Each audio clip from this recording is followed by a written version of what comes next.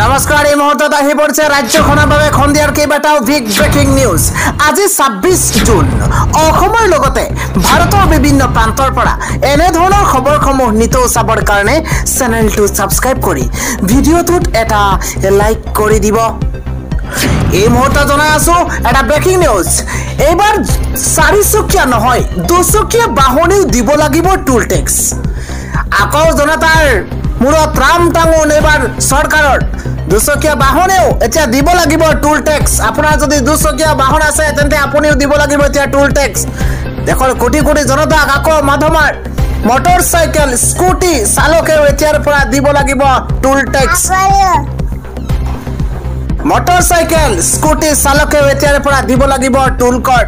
টুল গেটক লৈ কেন্দ্ৰীয় চৰকাৰৰ নতুন নিয়ম এই মুহূৰ্তত ডাঙৰ খবৰ আহিছে। ১৫ জুলাইৰ পৰা প্ৰযোজ্য হ'ব এই নিয়ম।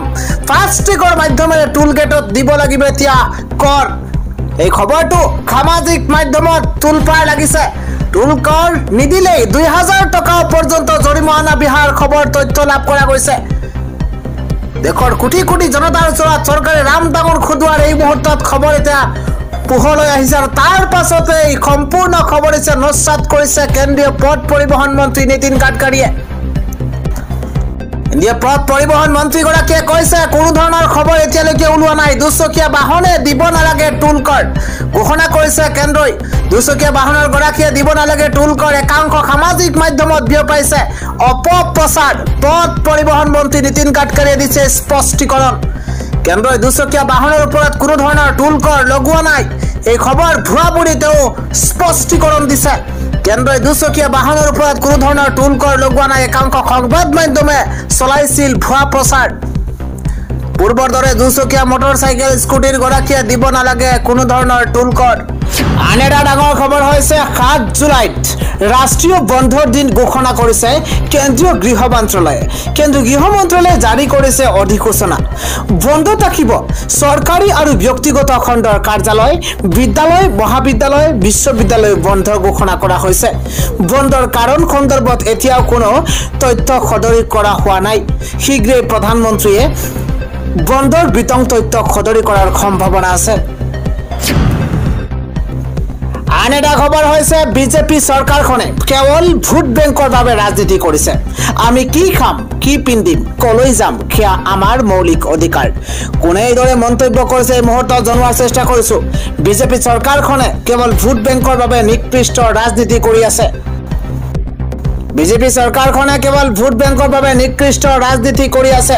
গোৱালপাৰা, ধুবুৰী, ধলপুৰ, বৰপেটা, বঙাইগাঁও আৰু মৰিগাঁও জিলাত উচ্ছেদ কৰিছে চৰকাৰে। উচ্ছেদ কৰি সেইখিনি মানুহক কোনো খোৱা বোৱা শিক্ষাৰ ব্যৱস্থা কৰি দিয়া নাই। প্ৰচণ্ড গৰমত ভোকে পিয়াহে আছে এইসকল লোক। কেৱল মুছলমান হোৱাৰ বাবেই এনেধৰণৰ অত্যাচাৰ কৰি আছে চৰকাৰখনে। প্ৰচণ্ড গৰমত ভোকে পিয়াহে আছে এইসকল লোক। ভাৰতীয় সংবিধানে মুছলমান সকলোকো মৌলিক অধিকাৰ দিছে, কিন্তু এই চৰকাৰখনে এইখন চৰকাৰে মৌলিক অধিকাৰ খৰ্ব কৰিছে। আমাৰ খোৱা বস্তুত হাত দিছে চৰকাৰে। আমি কি খাম, কি পিন্ধিম, কলৈ যাম সেয়া আমাৰ মৌলিক অধিকাৰ। কেৱল আমাৰ অসমত বসবাস কৰা ৩৫% মুছলমানৰ ওপৰত অত্যাচাৰ কৰি আছে। অসমৰ উচ্ছেদিতক শীঘ্ৰেই সংস্থাপন দিয়াৰ ব্যৱস্থা কৰিব লাগে। দেশৰ ৰাষ্ট্ৰপতিক স্মাৰক পত্ৰ দাখিল কৰি এই মন্তব্য কৰিছে মুছলিম জাতীয় পৰিষদৰ সভাপতি মতিউৰ ৰহমানে। পৰৱৰ্তী আন এটা বিগ ব্ৰেকিং আহি গৈছে। নতুন নটিচ, নতুন জাননী আহি পৰিছে। এইবাৰ অভিযানত নামি পৰিছে আৰক্ষী। লুকাই থকা সকলো অবৈধ স্বামী এইবাৰ গ্ৰেপ্তাৰ হ'বই। আৰক্ষীৰ সহায়ৰ বাবে আহি গৈছে এইবাৰ CMPO অৰ্থাৎ বাল্য বিবাহৰ বিৰুদ্ধে ৰাজ্যত পুনৰ চলিব অভিযান। জিলাই জিলাই নিযুক্তি দিয়া হৈছে চাইল্ড মেৰিজ প্ৰহিবিটেশ্যন অফিচাৰ্ছ। অবৈধ স্বামী বিচাৰি পুনৰ চলিব ৰাজ্যত অভিযান। বাল্য বিবাহ ৰোধ কৰিবলৈ চৰকাৰে দিছে এই নিযুক্তি। বাল্য বিবাহ ৰোধ কৰিবলৈ নিযুক্তি দিয়া হৈছে। বাল্য বিবাহ কৰা সকলো লোকক গ্ৰেপ্তাৰ কৰা হ'ব। কোনো খাৰি যাব নোৱাৰিব অবৈধ স্বামী। বাল্য বিবাহ কৰা কোনো স্বামী খাৰি নাযাব। প্ৰতিখন জিলাতেই এই বিষয়াসকলে নিৰীক্ষণ কৰিব বাল্য বিবাহৰ ঘটনা। আজিৰ দিনটোৰ আন এটা বিগ ব্ৰেকিং এইবাৰ ৰন্ধন গেছৰ চিলিণ্ডাৰত আপোনাৰ পৰা যদি অতিৰিক্তকৈ ধন লৈছে তেন্তে সাৱধান প্ৰকাশ পাইছে ৰন্ধন গেছৰ নতুন মূল্যৰ তালিকা এটা বিগ ব্ৰেকিং ডাঙৰ খবৰ এই মুহূৰ্তত জনোৱাৰ চেষ্টা কৰিছো ৰন্ধন গেছৰ চিলিণ্ডাৰত আপোনাৰ পৰা অতিৰিক্তকৈ ধন লৈছে নেকি প্ৰকাশ পাইছে ৰন্ধন গেছৰ নতুন মূল্যৰ তালিকা চাই লওক কোন জিলাত কিমান দাম ইতিমধ্যে প্ৰকাশ পাইছে বজালিত 895 টকা বজালিত 895 বাক্সাত 910 টকা লগতে বৰপেটাত 895 টকা বিশ্বনাথত 918.50 টকা বিশ্বনাথত 918.50 টকা বঙাইগাঁৱত 887 টকা কাছাৰত 987 টকা 50 পইচা এইদৰে নতুন চৰাইদেউত 868.50 টকা চিৰাঙত 887 টকা দৰঙত 910 টকা ধেমাজিত 818.50 টকা ধেমাজিত 818.50 ধুবুৰীত 903.50 টকা ডিব্ৰুগড়তে 852 টকা ৰন্ধন গেছৰ নতুন দাম গোৱালপাৰাত 886.50 টকা এইদৰে নতুন নিৰিখ প্ৰকাশ পাইছে ৰন্ধন গেছৰ আন এটা ডাঙৰ খবৰ হৈছে এবাৰ কোভিডতকৈ ভয়াবহ হ'ব চীনৰ নতুন ভাইৰাছে এবাৰ মানুহৰ মগজু পৰ্যন্ত খাব কোভিডতকৈ আৰু ভয়ংকৰ এইবিধ ভাইৰাছ আহিছে জনাই আছো বিগ ব্ৰেকিং ডাঙৰ খবৰ এটা উদ্বেগজনক খবৰ জনোৱাৰ চেষ্টা কৰিছো এবাৰ কোভিডতকৈ ভয়ংকৰ ৰূপত বৃদ্ধি পাইছে ভাইৰাছ সংক্ৰমণৰ দিশে চীন মানৱ জাতিৰ বাবে অতি ভয়াবহ হবে কোভিড সদৃশ এই ভাইৰাছ বাদুলিৰ দেহত ধৰা পৰিছে মানুহৰ মগজু খোৱা মাৰাত্মক ভাইৰাছ চীনৰ বিজ্ঞানীয়ে বাদুলিৰ দেহত ধৰা পেলাইছে এনে নতুন 20ৰো অধিক ভাইৰাছ চীনৰ বিজ্ঞানীয়ে বাদুলিৰ দেহত ধৰা পেলাইছে এই ভাইৰাছবিধ কেৱল মানুহৰ দেহতে নহয় জীৱ-জন্তুকো শেষ কৰি দিব এই ভাইৰাছে ডাঙৰ খবৰ এটা উদ্বেগজনক খবৰ জনোৱাৰ চেষ্টা কৰিছো ফলমূল পানীৰ জৰিয়তে অতি সহজে বিয়পি পৰিব এই নতুন ভাইৰাছ চীনৰ লেবৰেটৰীৰ পৰা ভয়ংকৰ সাৱধানবাণী জাৰি কৰিছে বিশেষজ্ঞই চীনৰ লেবৰেটৰীৰ পৰা ভয়ংকৰ তথ্য প্ৰকাশ পাইছে এই ভাইৰাছ মানুহৰ দেহলৈ সংক্ৰমণ কৰাৰ পাছতে ক্ৰিয়া কৰিব মগজুত শ্বাস প্ৰশ্বাস বন্ধ হৈ কেই ছেকেণ্ড মানৰ ভিতৰতে মৃত্যু হ'ব পাৰে মানুহৰ এই ভেৰিয়েণ্ট শৰীৰত প্ৰৱেশ কৰাৰ পাছতে অচল হৈ পৰিব শৰীৰ কোষ ইতিমধ্যে বিশ্ব স্বাস্থ্য সংস্থাক নতুন ভেৰিয়েণ্টক লৈ তথ্য দিছে ইতিমধ্যে চীনে NV.1.8.1 নতুন ভেৰিয়েণ্টৰ ক্ষম পৰ্যায়ৰ হ'ব এই নতুন ভাইৰাছ অত্যন্ত মূৰৰ বিষ ভাগৰুৱা অনুভৱ শৰীৰৰ বিষত আক্ৰান্ত হ'ব ৰোগী মগজুত সহজে ক্ৰিয়া কৰি নতুন ভেৰিয়েণ্ট অচল কৰি দিব মানুহৰ দেহ বিশেষকৈ শিশু আৰু বৃদ্ধসকলৰ দেহত অতি সহজে বিয়পিব পাৰে এই নতুন ভাইৰাছ বিশেষজ্ঞসকলে এই নতুন ভাইৰাছক হেড্ৰা আৰু নিপা ভাইৰাছৰ লগতো তুলনা কৰিছে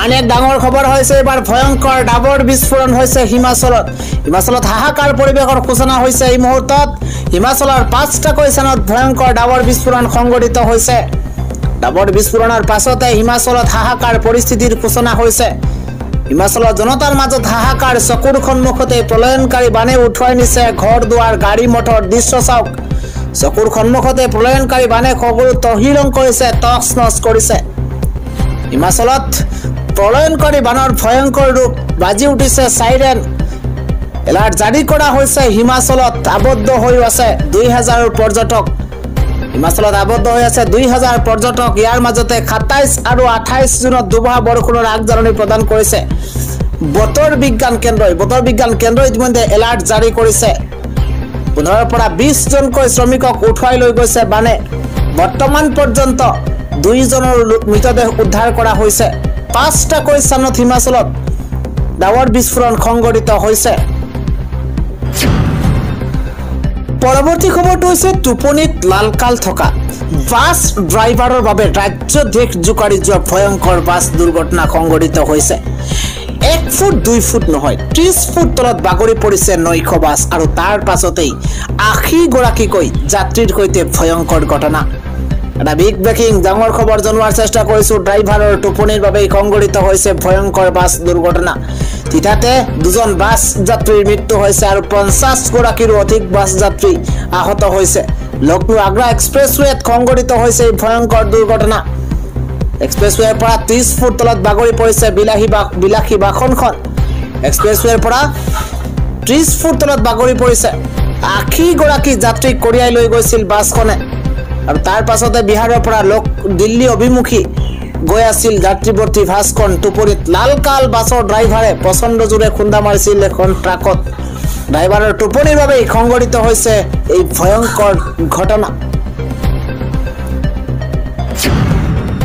পৰৱৰ্তী খবৰটো হৈছে অসমীয়াক ভিখাৰী খজাইছে এবাৰ বহিৰাজ্যৰ বাবাই কামাখ্যাত অসমীয়াক ভিখাৰী খজাইছে বহিৰাজ্যৰ বাবাই কেৱল মাত্ৰ দান নিদিয়াৰ বাবে মুখত অশ্লীল অশ্ৰাব্য কথা শব্দ অসমত থকা সকলো ভিখাৰী দেশলৈ আৰু নাহো এই মন্তব্য বাবাৰ অসম ভিখাৰী দেশলৈ আৰু নাহো এনেদৰে অম্বুবাচীলৈ যোৱা ভক্ত ককৰ্থনা এবাৰ ভক্ত ভণ্ড বাবাৰ কামাখ্যাৰ অস্থায়ী গৃহত মগনীয়াৰ ৰূপত বাবাৰ এবাৰ তিঘিল গিলনি 1000-2000 টকা বিচাৰি ভক্তক অশ্লীল শব্দ সামাজিক মাধ্যমতে ব্যাপক চৰ্চা এইসকল ভণ্ড বাবাৰ ভিডিঅ' ভাইৰেল হৈ পৰিছে অম্বুবাচী মেলাত অসমীয়াক কটাক্ষ কৰিবলৈ ক'ত সাহস পালে বুলি প্ৰশ্ন ৰাজ্যজুৰি বিশেষ ভিডিঅ'ক লৈ সামাজিক মাধ্যমত ব্যাপক তোলপাৰ আৰম্ভ হৈছে এইসকল বাবাৰ বিৰুদ্ধে ব্যৱস্থা গ্ৰহণ কৰিবলৈ সাহস হ'বনে